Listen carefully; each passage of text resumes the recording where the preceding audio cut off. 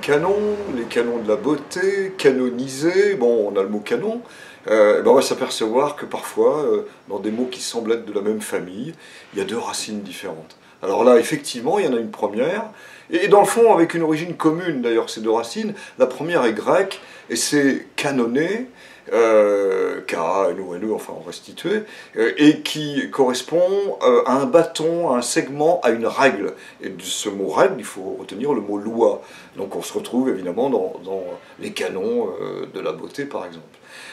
Et puis il y en a un autre, quand on évoque en définitive le roseau, alors là c'est cana en latin, c'est tube, qu'on repère, et non plus la loi ou la règle de ce qui est droit. Et dans ce cas-là, eh bien, on se retrouve avec le canon d'où sortent des projectiles.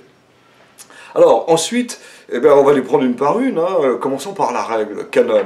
Alors la règle, canon va nous donner les canons de l'Église, c'est-à-dire les règles absolues de l'Église, le droit canon, et puis le fait à un moment donné de rejoindre le catalogue des saints, c'est-à-dire d'être canonisé, hein. Et on a là processus de canonisation, eh bien le fait d'être admis dans les saints. Alors il y avait une très belle définition dans le premier dictionnaire de 1680, le premier dictionnaire de la langue française de Richelet, qui dit « mettre dans le ciel, au nombre des bienheureux, une personne morte qui a vécu d'une manière sainte et exemplaire ». C'est la définition de la canonisation. Alors évidemment, il y a des définitions beaucoup plus précises, beaucoup plus belles, mais quand même, elle est super.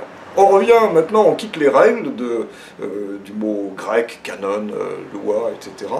Et on revient au tube, cana, le latin. Et là, eh ben, on parle du canon d'une seringue, c'est-à-dire le toute petite partie dans laquelle se trouve le produit. On parle du canon d'une serrure, c'est-à-dire on rentre dans le tube, la serrure. On parlait autrefois des canons. Au XVIIe siècle, c'était très à la mode. Nous, il y a une trentaine d'années, c'était les pattes d'éléphant. Et ben, à l'époque, c'était les canons, c'est-à-dire il y a le haut de chausse et le bas de chausse. Et sur les bas de chausse, on avait les canons. Donc c'était très à la mode. Alors il y a aussi, bien sûr, on pense que Chateaubriand dit que c'est Napoléon qui a lancé la formule, bon, la chair à canon, hein, quand on se retrouve dans la guerre. Et puis au début du 19e, là on est en 1826, on atteste là d'un type de canon particulier qui n'est pas déplaisant, mais enfin il ne faut pas en abuser, quoi. C'est le canon de rouge. Qu'est-ce que le canon de rouge? C'est un tube, dans le fond c'est un cylindre avec une mesure. Et c'est cette mesure qu'on mettait sur le bar, et boire un canon, c'était boire cette mesure. Puis évidemment, c'est devenu synonyme de vin rouge, souvent, boire un canon de rouge. Je ne crois pas qu'on puisse boire un canon de vin. Alors, il y a, pour finir, la formule « c'est canon ». Au 19e, ça veut dire c'est formidable, c'est super, c'est extra, c'est canon, on disait. Et du coup, on a parlé de femme canon. Et femme canon, c'était parce qu'elle était très bien, elle était offensive, elle était superbe. Mais on pourrait dire, mais et les canons de la beauté? Ben non, les canons de la beauté d'une femme canon, dans le fond, une formule un peu ancienne, maintenant on ne dit plus beaucoup. Les canons de la beauté, c'était les règles grecques, hein, qui nous évoquaient donc les différentes règles pour qu'un corps soit magnifique. Comme par exemple, avec Léonard de Vinci, les canons, les proportions du bel homme. Il reste un dernier adjectif, c'est canonique.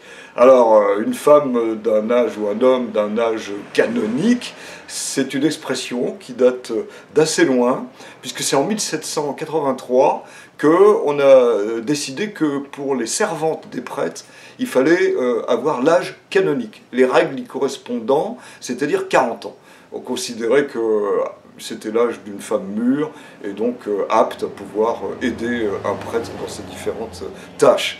Alors, bon, une femme canon, un homme canon, vous voyez que ça marche pas bien, parce que la femme canon c'est canon, mais l'homme canon, bon, ça peut dire un bel homme, c'est l'homme du cirque qu'on envoie en l'air, et puis finalement, bon, canonique, est-ce qu'une femme peut avoir un âge canonique? Ben, jamais.